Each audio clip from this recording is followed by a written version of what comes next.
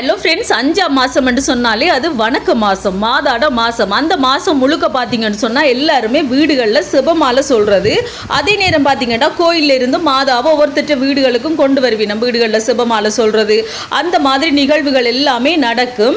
நான் முதல் இருந்த தோட்டத்தில் பார்த்தீங்கன்னு சொன்னால் போன வருஷம் நான் வீடியோ உங்களுக்கு போட்டிருந்தேன். அங்கே பார்த்தீங்கன்னு சொன்னால் முன்னுக்கே ஒரு வீடு இருக்குது. அந்த வீட்டில் ஹோலில் மாதா தான் வச்சிருக்கேன். 3 மாதா, அந்தோணியார் எல்லாமே வச்சு ஒவ்வொரு நாளும் அவையே சிவமாலை செய்வினோம். அதே நேரம் பார்த்தீங்கன்னா இந்த வணக்க மாதம் துவங்கிச்சுன்னு சொன்னால் அங்கே ஏரியாவில் இருக்கிற ஒவ்வொருத்தர் 31 நாள்ண்டா அன்றைக்கு ஒவ்வொரு நாளும் ஒவ்வொருத்தர் எடுத்து சிவமாலை சொல்லி அந்த நாளில் பார்த்தீங்கன்னா அவங்க ஏதாவது சாப்பாடுகள் கொடுத்து அந்த மாதிரி நடக்கும்.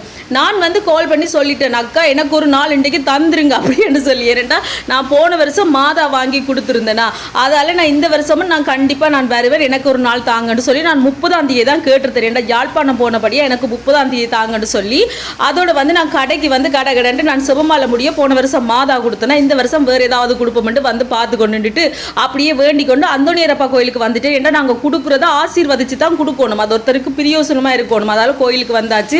கோயிலுக்கு வந்தால் பார்த்தீங்கன்னா கொடிக்கம்பன் நட்டாச்சு. ஒவ்வொரு வருஷம் கொடிக்கம்பன் நடும்போது நான் நிற்கிறேன், நான் வீடியோ எல்லாம் போட்டிருக்கிறேன். ஆனால் எனக்கு இந்த வருஷம் பார்த்தீங்கன்னா நான் யாழ்ப்பாணத்தில் நின்றபடியாக கொடிக்கம்பன் நட்டாண்டு எனக்கு கோயிலுக்கு வர முடியாமல் போயிட்டு. ஆனால் இன்றைக்கு உங்களை எல்லாருக்கும் காட்டியிருக்குன்னு பார்த்தீங்களா, கொடிக்கம்பன் நட்டாச்சு. சைட்டில் பார்த்தீங்கன்னா எல்லாரும் கொடியெல்லாம் வேண்டி கட்டி கொண்டு தான் இருக்கணும். நானும் கோயிலில் கொடி வாங்கிட்டேன். 4 கொடி, எங்களுக்கு ஆளாளுக்கு ஒரு கொடிப்படி 4 கொடி வாங்கி அதையும் ஃபாதர்கிட்ட பிளஸ் பண்ணிவிட்டு வீட்டை கொண்டு போய் அதில் வேண்டுதல்கள் எழுதலாம். எங்களுக்கு தேவையான வேண்டுதல்களை எழுதி போட்டு அதுக்கு பிறகு இந்த கொடி மரத்தில் கொண்டு கட்டுவினோம் ஒவ்வொருத்தரும். அந்த மாதிரி தான் இப்போ நான் 4 கொடி வாங்கிட்டேன். உள்ளுக்கு கொண்டு போய் ஃபாதர்கிட்ட ஆசீர்வதிச்சுட்டு நான் வாங்கின பொருட்களையும் ஆசீர்வதிச்சுட்டு நான் வீட்டை போகிறேன்.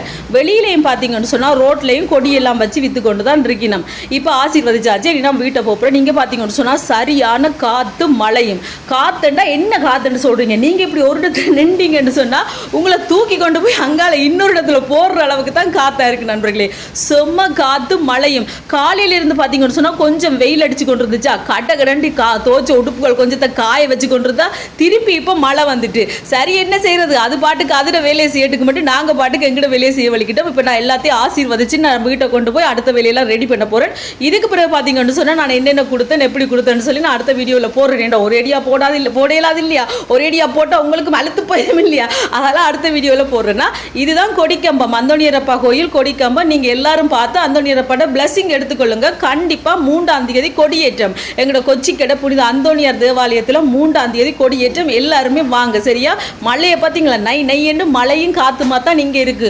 உங்களோட இடங்களில் மழை தூர்தாண்டு எனக்கு மறக்காம கமெண்ட்ல சொல்லுங்க. எங்கள் இடத்துல மழையும் காத்தும் செம்மையா ஜெகஜோதியா அடிச்சு கொண்டிருக்கு. ஓகே ஃப்ரெண்ட்ஸ், வீடியோ பிடிச்சிருந்தா சப்ஸ்கிரைப் பண்ணுங்க.